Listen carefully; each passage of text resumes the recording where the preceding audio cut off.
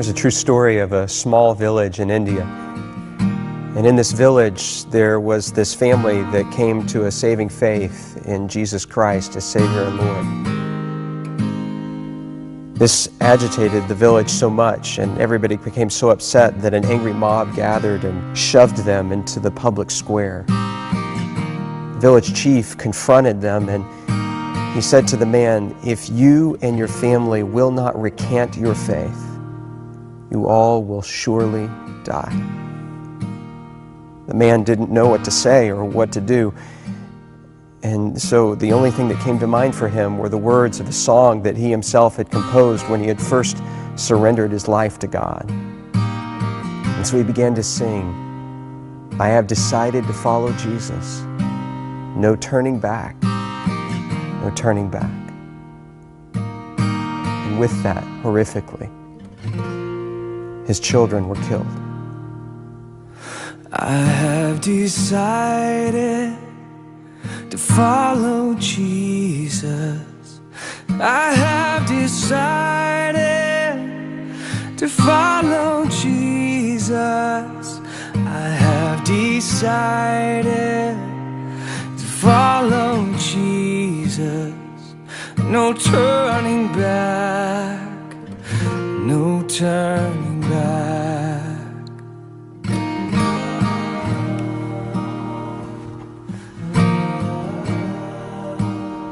He was given another chance, this time with his wife's life on the line. And yet he continued to sing, "Though none go with me, still I will follow. No turning back, no turning back." Though none go with me, still I will follow.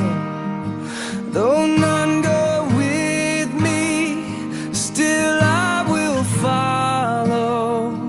Though none go with me, still I will follow. No turning back, no turning back. After her tragic death, he was given one final opportunity, this time to save himself. And yet he continued to sing. Cross before me, the world behind me. The cross before me, the world behind me. The cross before me, the world behind me. No turning back, no turning back.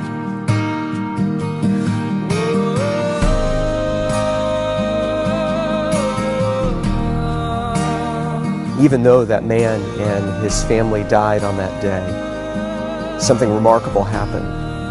A seed was planted in the heart of that village chief, a seed that began to grow over time, and eventually he called the community together in that very same neighborhood, in that very same square, and he renounced his former faith and declared his allegiance to Jesus Christ. And a celebration broke out in that moment, and the gospel began to flourish and to grow in that community, not just in that village, but across the whole region, because they had seen real faith, and they knew the true character of God because of a family that believed and sacrificed, even under the penalty of death. No turning back, no turning back.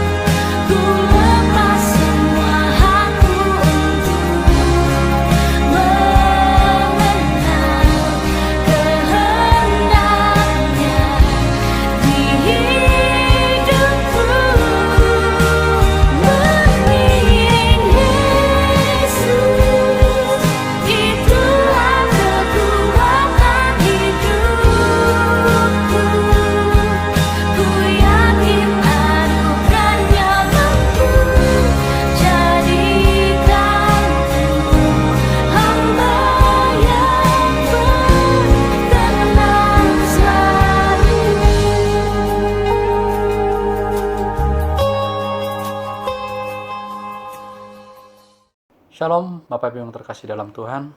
Kita bersyukur masih bisa Tuhan beri kesempatan untuk kita bisa bertemu dalam kondisi sekarang ini. Saya percaya dan saya berdoa buat Bapak Ibu yang terkasih dalam Tuhan. Tetap kita haus dan antusias untuk juga belajar bersama-sama, bertumbuh bersama-sama, melakukan kehendak Tuhan secara bersama-sama, supaya hidup kita hari demi hari, waktu demi waktu tetap berkenan kepada Tuhan, dan kita mengalami banyak perubahan dalam kehidupan kita. Bapak Ibu yang terkasih, hari ini kita belajar satu topik dalam SPK tentang manusia baru dalam komunitas yang baru. Bapak Ibu yang terkasih dalam Tuhan, kita sudah mengalami banyak berkat yang mengubah kehidupan kita. Tapi berkat perubahan itu tidak bisa kita aplikasikan cuma hanya kepada diri sendiri atau hanya untuk sendiri. Kita perlu orang-orang yang mendukung dan mengingatkan kita untuk tetap setia dan dalam pengalaman berjalan bersama Kristus. Bapak Ibu, kenapa kita perlu berubah dari kebiasaan lama kepada perubahan kehidupan yang baru atau mengalami perubahan yang baru? Kita harus lihat kira-kira apa nih kebiasaan-kebiasaan lama kita atau dosa-dosa lama kita yang kita sudah bertobat, tapi kadang-kadang muncul dalam kehidupan kita sehari-hari. Atau masih sering kita jatuh bangun dalam dosa tersebut. Kita harus tahu, kita harus kenali, supaya kita sadar bahwa kita ini adalah manusia yang punya keterbatasan. Sekali lagi Bapak Ibu, kita perlu berubah dari kebiasaan lama ke perubahan hidup yang baru. Apa yang mungkin masih menjadi kebiasaan lama atau dosa yang mungkin sampai sekarang belum Bapak Ibu Saudara bisa ubah atau tinggalkan? Mungkin itu dosa bohong, malas, onani, atau seks, mencuri, tidak punya hubungan dengan Tuhan, atau yang lain yang saudara sulit mengubahnya. Walaupun saudara sudah bertobat, tapi dosa itu sering kita lakukan. Alkitab berkata, kita akan meninggalkan manusia lama. Apa itu manusia lama? Kebiasaan lama. Dan mengenakan manusia yang baru. Bagaimana menanggalkan manusia lama dan mengenakan manusia yang baru? Bapak Ibu Saudara, Kolose 3 ayat 15 berkata, hendaklah damai sejahtera Kristus memerintah dalam hatimu, karena untuk itulah kamu dipanggil menjadi satu tubuh, dan bersyukurlah. Tuhan memberi kita sebuah perintah atau cara untuk kita bisa mengubah manusia dan kebiasaan lama kita dan mengenakan manusia baru. Tuhan berkata, kita perlu satu tubuh. Kita butuh satu tubuh atau komunitas yang mampu mengubah kebiasaan lama kita. Dalam arti kita tidak akan bisa berubah tanpa ada di dalam komunitas. Kita bisa berubah kalau hidup kita ada di dalam komunitas. Pemulihan hidup kita menjadi manusia baru karena kita ada dalam komunitas yang baru. Bagaimana caranya kita bisa ada dalam komunitas yang baru? Roma 12 ayat 1 berkata, karena itu, saudara-saudara, demi kemurahan Allah aku menasihatkan kamu, supaya kamu mempersembahkan tubuhmu sebagai persembahan yang hidup, yang kudus, dan yang berkenan kepada Allah. Itulah ibadahmu yang sejati. Di sini Tuhan berkata, persembahkanlah tubuhmu sebagai persembahan yang hidup, yang kudus dan yang berkenan kepada Allah. Itu adalah ibadahmu yang sejati. Kenapa Tuhan tidak berkata persembahkanlah rohmu, tapi Tuhan berkata persembahkanlah tubuhmu? Roh kita ini sudah sempurna, tapi tubuh kita belum sempurna dan akan menuju sempurna. Karena itu firman Tuhan hari ini berkata, persembahkanlah tubuhmu sebagai persembahan yang hidup, yang kudus dan yang berkenan kepada Allah. Apa yang ada dalam tubuh kita yang belum sempurna ini? Ego, malas, marah, bersungguh-sungguh tidak percaya, bohong, berontak, iri hati, kepahitan, gosip, dengki, mencuri, dan yang lain-lain yang membuat kita tidak berkenan kepada Allah. Karena semua ini ada di dalam tubuh kita dan Tuhan tidak berkenan. Tuhan mau tubuh kita ini adalah tubuh yang kudus dan berkenan. Karena itu saudara-saudara, kita harus matikan keinginan duniawi supaya kita bisa berkenan kepada Allah. Kolose 3 ayat 3 berkata, sebab kamu telah mati dan hidupmu tersembunyi bersama Kristus di dalam Allah. Sekali lagi, sebab kamu telah mati dan hidupmu tersembunyi bersama dengan Kristus dalam Allah. Di ayat 5-nya berkata, sama masih Kolose 3 ayat 5, karena itu matikanlah dalam dirimu segala sesuatu yang duniawi, yaitu percabulan, kenajisan, hawa nafsu, nafsu jahat, dan juga keserakahan, yang sama dengan penyembahan berhala. Dua ayat ini adalah suatu ayat yang berbeda pengertiannya. Di ayat 3 berkata, kamu telah mati. Di ayat 5 berkata, karena itu matikanlah. Ayat 3 berbicara tentang karya Kristus dalam kehidupan kita, Bapak Ibu Saudara yang terkasih. Sebab itu, saya dan kamu telah mati, dan hidup saya dan kamu tersembunyi dalam Kristus, di dalam Allah. Ini adalah karya Kristus buat setiap kita. Anugerah yang Tuhan sudah beri. Tuhan memberikan tubuhnya, hidupnya buat hidup kita untuk kita berkenan, dan Dia tebus kita dari setiap dosa dan pelanggaran. Terus ayat 5 berkata, karena itu matikanlah. Kita perlu matikan dalam daging kita ini sesuatu yang duniawi. Apa itu yang sesuatu duniawi tadi itu? Percabulan, kenajisan, hawa nafsu, nafsu jahat, keserakahan, yang semuanya itu tidak berkenan kepada Allah, dan semuanya itu tidak disebut penyembahan berhala. Ada dalam hidup kita yang harus kita matikan terus-menerus sampai kita mengalami perubahan atau mengalami kemenangan. Untuk itu kita perlu dibantu untuk membuang kebiasaan lama kita. Roma 12 ayat 2 berkata, janganlah kamu menjadi serupa dengan dunia ini, tetapi berubahlah oleh pembaharuan budimu, sehingga kamu dapat membedakan manakah kehendak Allah yang baik, yang berkenan kepada Allah, dan yang sempurna. Sekali lagi, janganlah kamu menjadi serupa dengan dunia ini, tetapi berubahlah oleh pembaharuan budimu, sehingga kamu dapat membedakan manakah kehendak Allah yang baik, yang berkenan kepada Allah, dan yang sempurna. Pikiran kita perlu berubah, saudara. Bagaimana cara melakukan pembaharuan pikiran itu? Mari kita belajar, ada langkah-langkah yang kita harus lakukan untuk melakukan perubahan dalam pikiran kita, dalam hidup kita. Langkah pertama, Bapak Ibu Saudara, yang kita perlu lakukan, lawan pikiran lama tersebut. Apa yang sering ada dalam pikiranmu yang membuat kita jatuh dalam dosa? Ketika pikiran itu datang, tangkap pikiran itu dan bawa kepada Kristus. Apa itu kadang-kadang? Dosa onani, seks. Kita perlu lawan pikiran-pikiran kita itu datang menyerang kita. Kita lawan pikiran itu.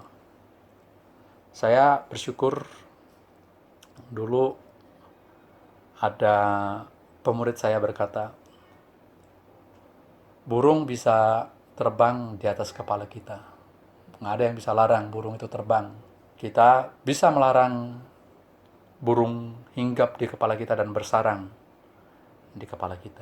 Hal yang sama buat Bapak Ibu Saudara yang terkasih. Ketika pikiran-pikiran itu kita larang, kita usir. Terus ubah dengan pikiran-pikiran yang baru yang dari Tuhan, bahwa kita ini adalah pribadi yang kudus, pribadi yang berkenan. Langkah yang kedua yang kita perlu lakukan, alihkan pikiran yang lama kepada pikiran yang baru. Ketika kita ada pikiran-pikiran lama yang membuat kita jatuh dalam dosa yang sama, kita langsung stop. Jangan diteruskan. Kita mengalihkan kepada pikiran yang baru, yaitu firman Tuhan. Setiap kita digoda, stop, jangan diteruskan. Contohnya apa itu dosa? Kepahitan, kekecewaan. Kita datang pada Tuhan, terus iblis goda kita, tuh kan ada di sebelahmu. Ada orang yang menyakiti hatimu, ada yang kau kasihi membuat kamu kecewa. Tuhan ketika ingatkan kita seperti itu, Tuhan suruh kita untuk mengampuni. Ketika iblis ingatkan kita untuk dosa itu, supaya kita pahit, kecewa, Tuhan suruh kita ambil posisi untuk mengampuni. Saudara dan saya pasti bisa melakukan itu. Kalau datang lagi, mengampuni. Kalau datang lagi, mengampuni sampai saudara bisa menang. Yang ketiga, langkah yang ketiga supaya kita memiliki pikiran-pikiran yang baru dan mengalahkan pikiran-pikiran yang lama itu, kuatkan pikiran-pikiran yang baru. Apa itu pikiran yang baru yang perlu kita renungkan, yang perlu kita lakukan? Kalau pikiran lama tentang dosa dan kenajisan dan yang lain-lain, pikiran yang baru, kita hafalkan firman Tuhan. Kita perkatakan firman Tuhan dalam kehidupan kita. Kita ulang-ulang supaya kita bisa menang. Apa itu firman Tuhan yang mungkin kita bisa confess setiap waktu ketika kita ingat pikiran-pikiran lama itu? Tuhan, saya percaya Engkau Allah yang baik, Engkau Allah yang adil. Engkau mengasihi aku seperti Engkau mengasihi dia. Tuhan, saya percaya bahwa Tuhan memberi yang terbaik dalam hidupku. Aku berharga bukan karena apa yang aku lakukan. Aku berharga karena aku diterima oleh Tuhan. Confess perkataan ini, perkataan firman. Saya adalah pribadi yang berharga bukan karena apa yang saya perbuat, tapi karena Tuhan sudah terima saya apa adanya saya. Saya berharga bukan karena apa yang saya lakukan, tapi karena Tuhan sudah memberikan yang terbaik dan menerima saya apa adanya saya. Saya berharga bukan apa kata orang, tapi apa kata Tuhan yang sudah menerima saya apa adanya. Saya berharga bukan apa kata orang, tapi saya berharga karena Tuhan sudah menerima saya apa adanya hidup saya. Perkatakan itu terus menerus. Ciptakan pikiran itu sampai saudara mengalami kekuatan dan mengalami kemenangan. Langkah yang keempat yang perlu kita lakukan Bapak Ibu adalah usaha korporat atau akuntabilitas. Artinya ada orang-orang yang mengingatkan kita akan dosa-dosa kita. Saudara terbuka, saudara bisa cerita kepada orang yang saudara anggap menjadi teman, partner saudara untuk sama-sama bertumbuh. Ketika pikiran itu datang, telepon,